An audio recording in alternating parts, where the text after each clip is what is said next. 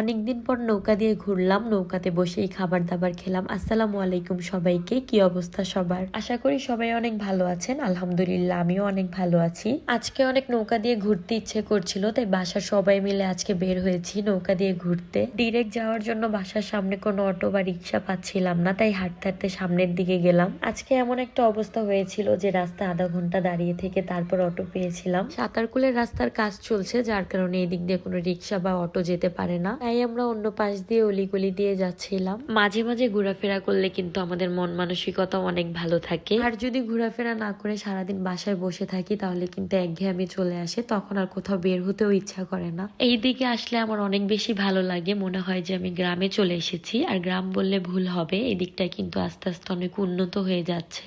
এই দিকে রাস্তাঘাটগুলো অনেক সুন্দর। তো আমরা 100 ফিট দিয়ে এখন যাচ্ছি ব্যারাইট বোট গার্ডে।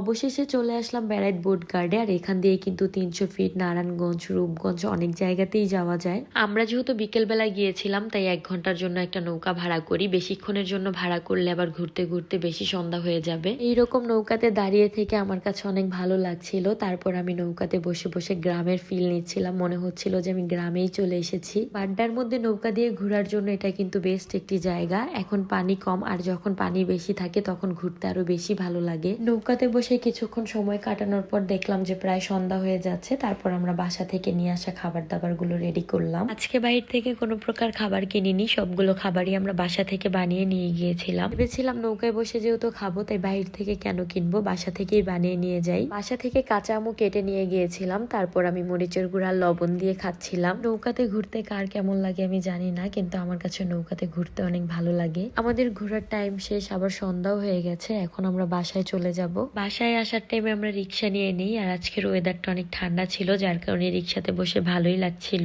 আর আজকের মতো আমার ভিডিও এই পর্যন্তই। দেখা হবে পরবর্তী কোনো ভিডিওতে। সেই পর্যন্ত সবাই ভালো থাকবেন, সুস্থ থাকবেন। আল্লাহ হাফিজ।